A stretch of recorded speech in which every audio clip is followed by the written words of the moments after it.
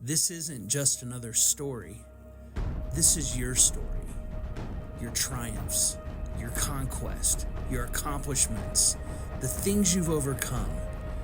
These are the things that make you you. But most importantly, these are the stories of what lies ahead. It's time to get re-inspired.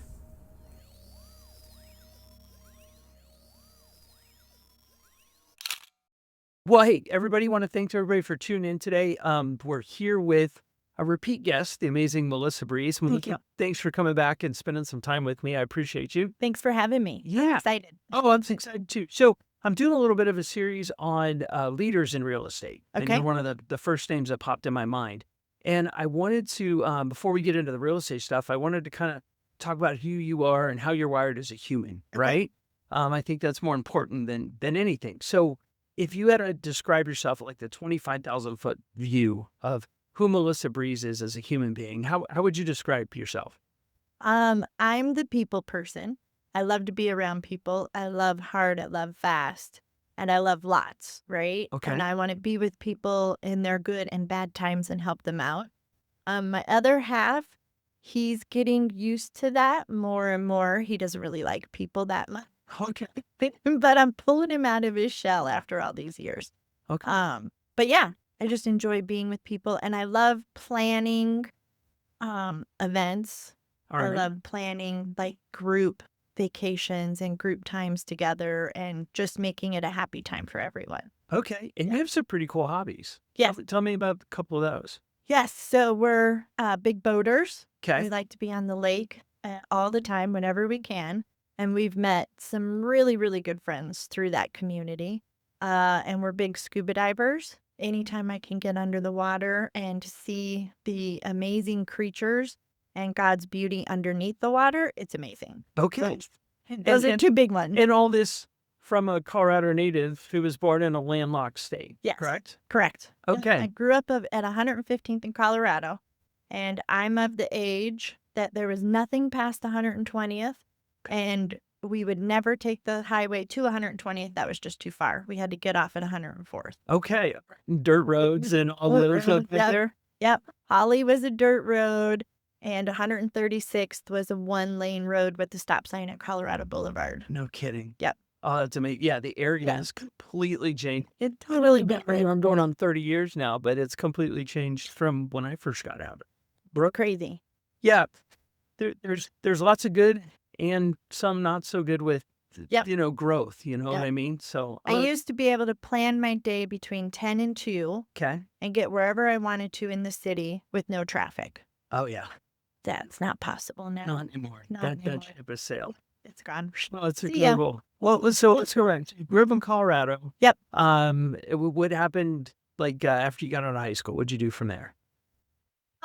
Let's see. I moved to Las Vegas. Okay. And I sowed my wild oats in Vegas for 2 years. And I managed a clothing store. They actually transferred me out there. And it's funny because I was only 19 at the time. And the district manager was like, don't tell anybody you're that old because they're not going to respect you because you're only 19, right? So I remember on my 20th birthday, I got birthday cards that said happy 23rd birthday. Okay. Because everyone out there thought I was older than what I was. Oh my gosh. Okay. But that was just, how it was. There were a couple people who knew my exact age. Yeah. So, but then from there, I was there 2 years, came back to Colorado, had my daughter. She's beautiful. She's 30 now. Whoosh. And I managed clothing stores for many years. Okay. And then I went into kitchen and bath showrooms. Okay. So all the furniture, fixtures, and all that stuff. Yep. How long did you do that for? Well, I think I did that for almost 20 years. Wow. And I was with Denver Hardware for about 10 of those years. Okay. And I asked for a raise, and he told me to sell more. Okay. And I was like, well, Dan, I sell everything in the store already, and I manage everything, and I run around like a chicken without a head, right? Yeah. And so I told him I quit, and he thought I was joking, right? So this was in December of 2000. 2013. Okay. So January 1 of 2014, I said, well, today's my last day. And he's like, well, what do you mean it's your last day? I said, well, I told you I quit. And he said, oh, I thought you were joking. How'd that play out? I said, nope, I wasn't joking. So I stayed on for another month Okay. to show him that I wasn't kidding. I was really quitting. Yeah. And I went out and started my own business as a mobile wholesaler and designer. And that was Spread Your Wings Design. Okay. Because that's what I was doing. I was spreading my wings. Yeah. Yeah. Right? Oh, what a great name. Emerging as a person later in life after the kids were a little bit older. So with those first couple jobs, the clothing stores and then the fixtures and working at that big store, were there any lessons that you walked away with? Anything that those experiences taught you? Oh, yeah. That there is no death. No one's going to die Okay.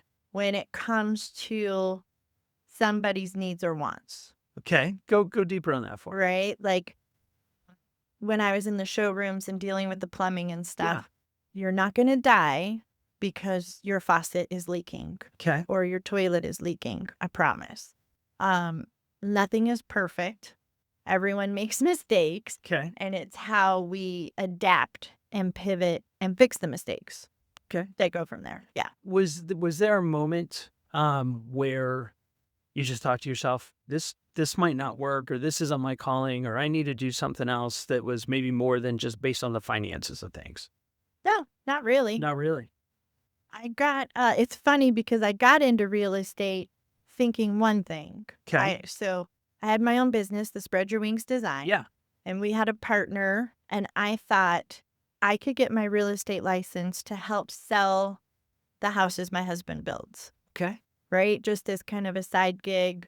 Let's do that. Let's keep some more profit where we want to keep it. Sure. Right?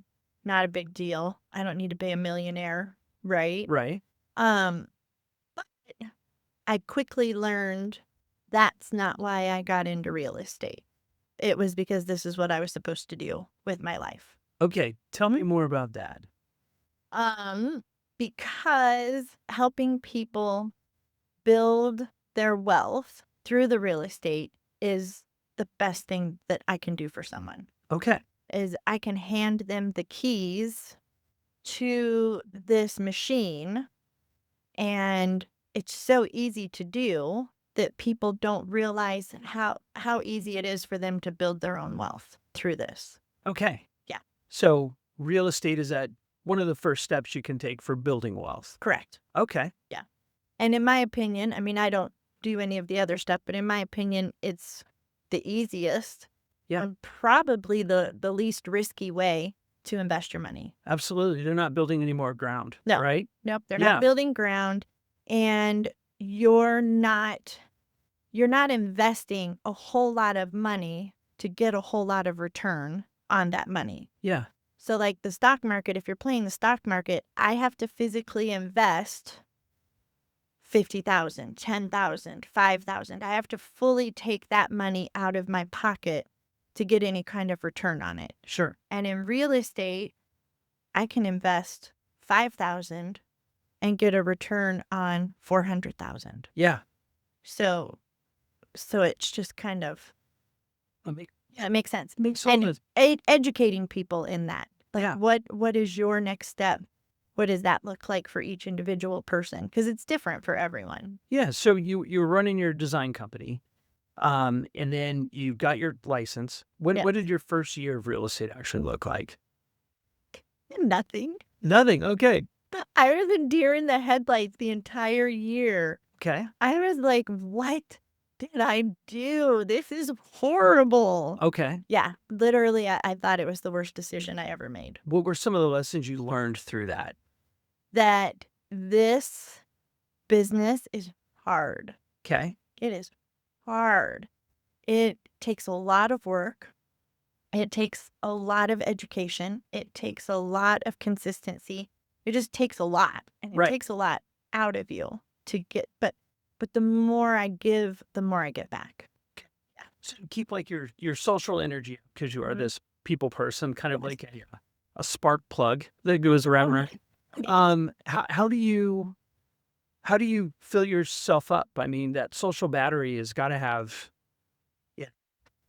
Oh, I don't have any problems in that. You don't. Okay, Yeah, so you can just keep going. I could just keep going. Okay. I'm the Energizer Bunny. But I fill myself up too by setting boundaries, I guess, and protecting my time.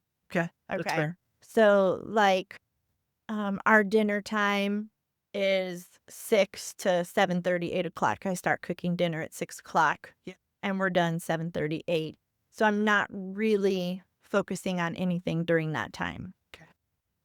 My phone will go on Do Not Disturb at 9 o'clock at night.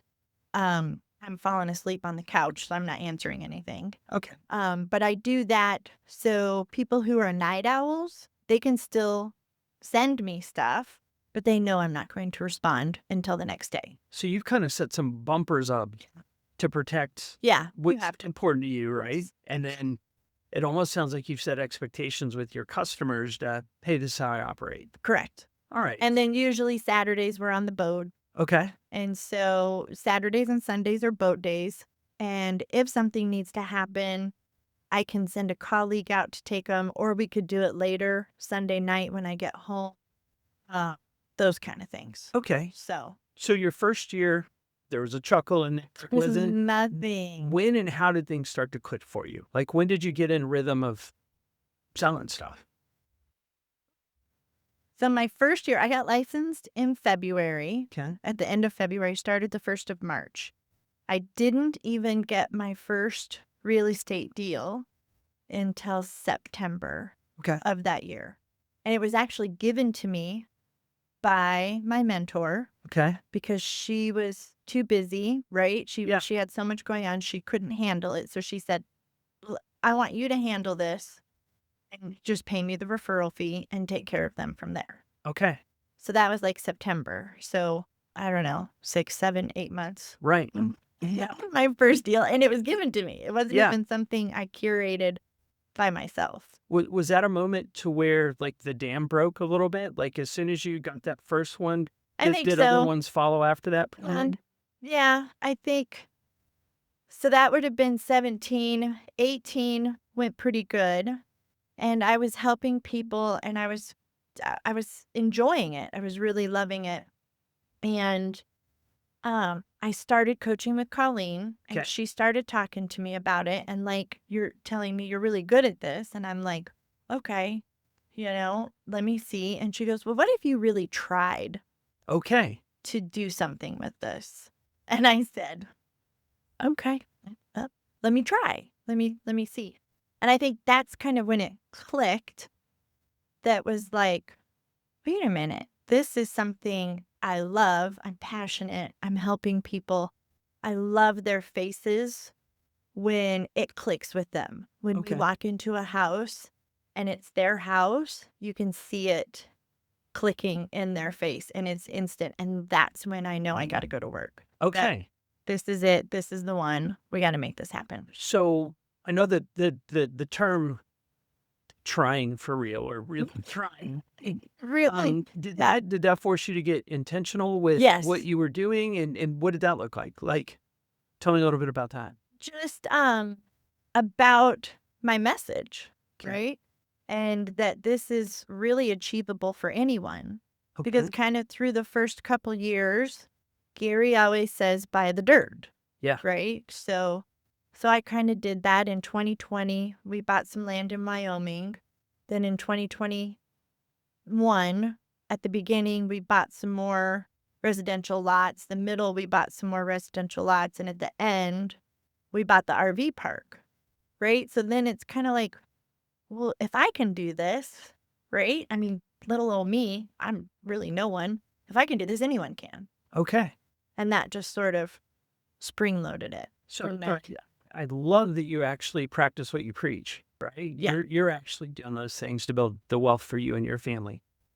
What do you think separates agents who make it and the ones that kind of fade out? It's hard. Okay. Maybe some of them that fade out, they don't work too hard or people get in it. I mean, a lot of people get into real estate thinking it's easy. Yeah. I hear that all the time. oh, you just have to do this and you make this. And I'm like, oh, if only it were just that. Right. Yeah. I mean, there's a lot more to it. And if you think about it, we're really the only profession that doesn't get paid until something happens, Okay. until it's successful. Right. So there's many hours spent where it's not successful. And a lot of people only focus on the success when they see that, but they don't see what goes in behind and all the failures that happen before you make the success. Yeah, there's not a lot of people posting on Facebook or Instagram or TikTok about the grind. They they have the nice headshot and Yes. the person holding the sign and all that stuff. Yes. And it is a grind. And Yeah. and it can be a lot, but it's just how you manage it and how you pivot with people, right? Right. Because this is that I have not had one deal go smooth. Okay. Right? I mean, it's always something. There's always a pivot. There's always something that will come up, Right. and you just have to do it. Every home's different. Every lot's different. Every deal's different. Everything's different. Yep. Let's move over to mindset a bit. What do you believe about success that you think most people maybe get wrong? It kind of maybe beckons back to people, the real estate shows on TV make it look glamorous and easy and stuff like that. But what do you think about that most people or the general public get wrong about being successful in this industry? That it happens overnight Okay. and that it's instant. Okay. It doesn't, like, it's a little bit every day Right. is what it is. And it's a build up and it's consistency. Okay. And if you don't keep that consistency going, then it's Okay. Yeah. So time on task over time. Yeah. And being intentional. And what I like about your story is this isn't a profession for you. This sounds like it's a calling for you. It's a mission or a purpose for you. Yes. I love that. I want everyone to experience the wealth, whatever that means to them. Yeah. Right? Like, it's different for everyone. And the average age for a person buying their first home is jumped to 41. And I think that is ridiculous. Yeah. I think we should be doing it in our 20s. I wish I would have done it sooner. Okay. If I would have done it sooner, I can't imagine the difference that it would make in your life. Compounding effect. Correct. Yeah, totally. Right. I'm just everything, right? Moving up, staying put, whatever that looks like to each person. It's crazy to think that you could invest so little and get up to a 5% return on the entire number is crazy. Yeah. It's free money. Yeah.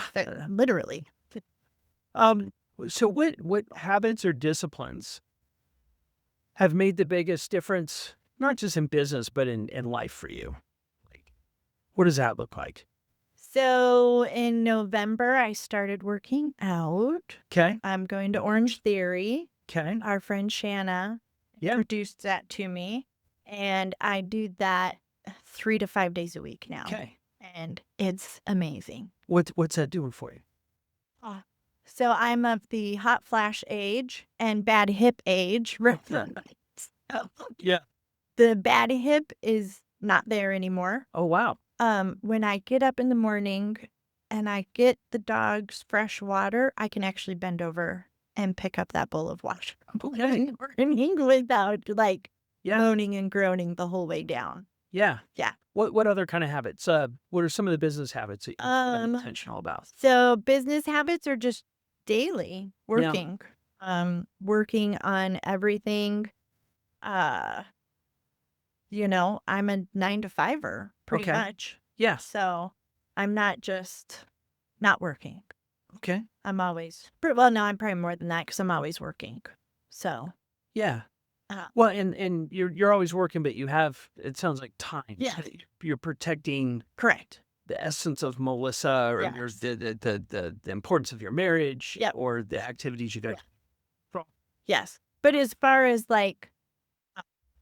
when I have a client, usually we're always on, right? Except for the night times and my planned out time. Yeah.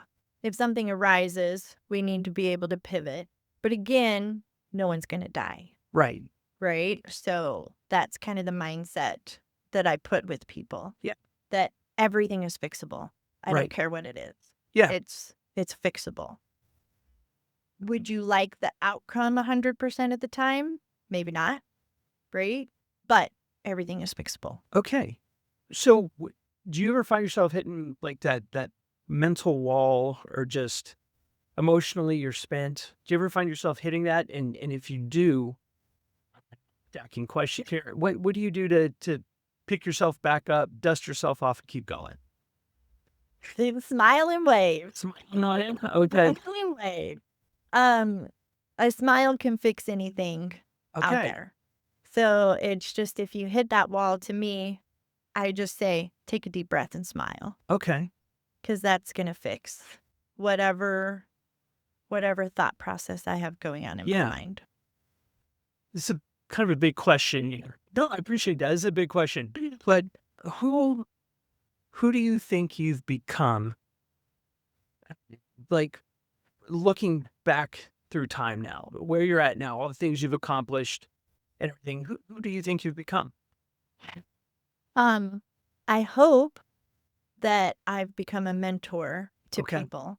I hope that people know that they can trust me. Okay. And I hope that people see kind of where I started and where I've come, and they've followed the journey, and that they can do it too. They can do it too. That seems to be a message. If I can do it, yeah. little me, you can do it too. And whatever that looks like with whatever place somebody is in their life. Yeah. Yeah.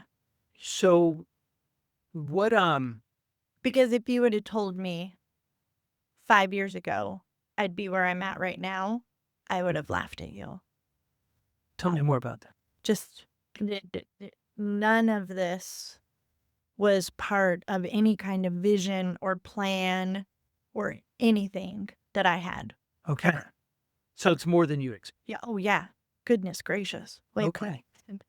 Let's talk about, you're with Keller Williams, Yes, specifically with Keller Williams Preferred Realty. correct. Why Keller Williams?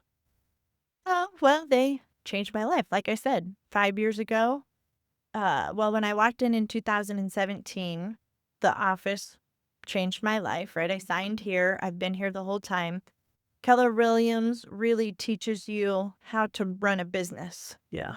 And that's what I do, is I run a business. I'm selling real estate and educating along the way, but I also have a business that I have to run over here. And without Keller Williams teaching me that, I wouldn't be where I'm at. Yeah, I think a lot of professionals in this field are kind of working closing to closing, right? And it's feast or famine. And I think one of the magic things that Keller Williams does at the highest level is they teach people how to run a business, Correct. right? And not just willy-nilly run out there Right. and try to. And everyone wants to support each other, Yeah. too. I mean, you've got your team that produces gazillions of dollars, and they'll give you their playbook. Yeah. This is what I do. Take it, copy it. I don't care. Yeah. How has the environment at Keller Williams Preferred helped in that growth path of yours? Well, all of it, obviously. Yeah. I mean, it's the people that you surround yourself with, and they're going to help you be the most successful. So if you can't position strong people around you, then you're probably not going to be strong in the end. Yeah. I think this is a lonely business for a lot of people. Yes, it And can be. And it doesn't have to be. Yes.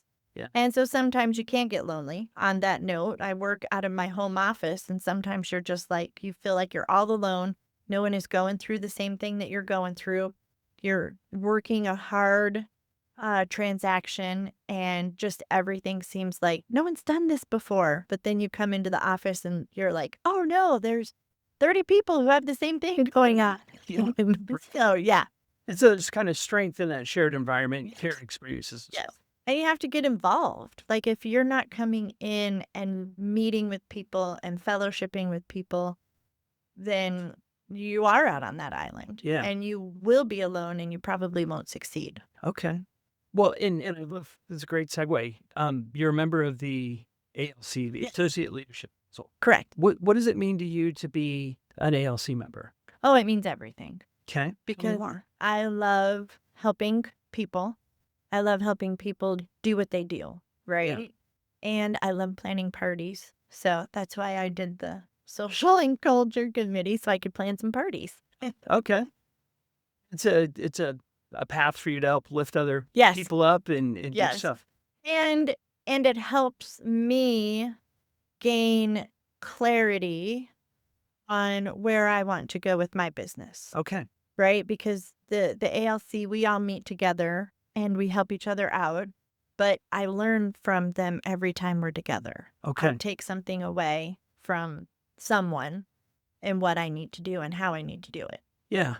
What do you think makes this place feel different than other places you may have heard of? I think our activities that we do, the people that are here, and the culture that we have. We have a very good culture of lifting each other up and being there for one another. And just anyone that you call, they would drop in an instant to help you out, whatever that looked like. Okay. Yeah. So supportive culture. Yeah, exactly. A lot of collaboration. Yeah. I see. Yeah. Yes. And a lot of teaching each other, right? Yeah. I don't know everything. I don't pretend to know everything. And I always want to learn something. So, Right. and the more people I'm around, the more things I learn. Always growing. I love that. Always.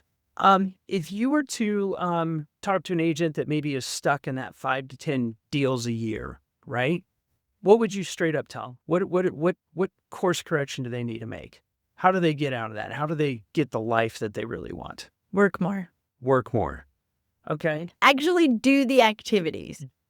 Don't do the busy work, do the real work. Okay. So again, the 80-20 thing, focus on the 20%. Okay. Because a lot of times people can get amok in the weeds. Right. And get yourself out of the weeds and do the real work. So having clarity of what the revenue producing activities actually are. Correct. All right. And what are some of those activities for you in your business? A lot of videos, social media, texting and calling people, sending out cards, planning events with people, just talking to people, going to lunches and coffees.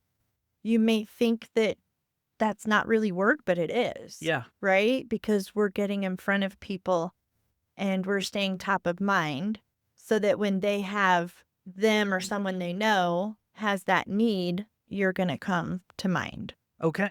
Because it's easy to think of the last person they talked to.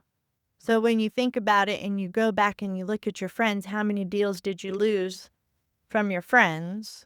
And they were your friends because they referred them to someone else because you weren't doing the things. Okay. You thought, oh, they're my friend. They're just going to send me their referrals. That's not how that works. That's not how it works. And to work for it. Pretty widespread. There's a whole litter of memes on Facebook, I think, that go through all of this. And still, I'll see deals or people refer someone to someone else and I'm like, man, I missed it, right? I missed that opportunity. But I want to be, one of the classes I went to, Cody Gibson said, I want to be the first agent there because I want to save them from a bad agent. Yeah. And that has stuck with me since then too. Okay. I want to save them from a bad agent because there are a lot of bad agents in this business. Yeah. If you could go back and talk to Melissa Breese on day one of real estate, what would you say to her? Buckle up, Buttercup. Buckle up. Was there any advice you'd give her? Here, a wild ride. Okay. It's a wild ride. Yeah. Hold on and work hard, man. Yeah. Just keep doing the stuff. Yeah. Because you think the stuff isn't working until the stuff works. Okay. If that makes sense. It makes total sense. Yeah. Go those intentional activities. Correct. Because one day it just shows up and you're like, oh, all right. It does work. Wait a minute. Yeah. But you feel like you're a failure the whole time you're doing it. Okay. Kind of goes back to that grind that no one really sees or no one or sees. shares. Yep. No one sees. Yeah. And you just got to keep your chin up and smile and wave. Smile and wave. Smile and wave. Smile fixes everything. Yep. Free. What kind of life are you ultimately trying to build through business? What's your dream? Oh, do you want the big Yeah, dream? hit me. All right. So the big dream is to have a yacht Okay. that we can sail the ocean Okay. and go treasure hunting. Okay. And we have a helicopter so I can fly my family and friends back and forth Yeah. to us on the sea. And just have a boat attached to it so we could just go sailing and do stuff. Yeah, that's the big dream for the two of us, right? Yeah, I love that. I want to be a treasure hunter underwater. Oh, yeah, scuba diving and doing the things that Yeah. you do. I love that. All right. I'm going to go into some rapid fire questions real quick. All right. Coffee or energy drink? Coffee. Okay. First deal commission. What did you do with the money? I gave it to my mentor because it wasn't really my deal. Okay. So I maybe paid a bill with it. Okay. All right. One non-negotiable daily habit that you have. Well, coffee. Coffee. Okay, we're back to coffee. All right. 3 to 5 times a week working out now. Okay. That's kind of my non-negotiable Okay. with stuff. And hanging out with Bronco at dinner. Okay. I love that. Yeah. What's your favorite way to decompress? Hanging out with Bronco. Okay. I love that. Yeah. I love that. And then lastly, one word that defines your business. Oh, there's so many. Fun. Fun. All right. Let's love have it. some fun. Well, that's it for this episode. I really appreciate you being with us. Thank you. And yeah, we'll have to do this again soon. But thank you for sharing and everything. And it's been just a treat as it always is. Thank you. All right. I appreciate it. I appreciate you. Everybody, we'll see you soon. Thanks for tuning in. Woo, woo.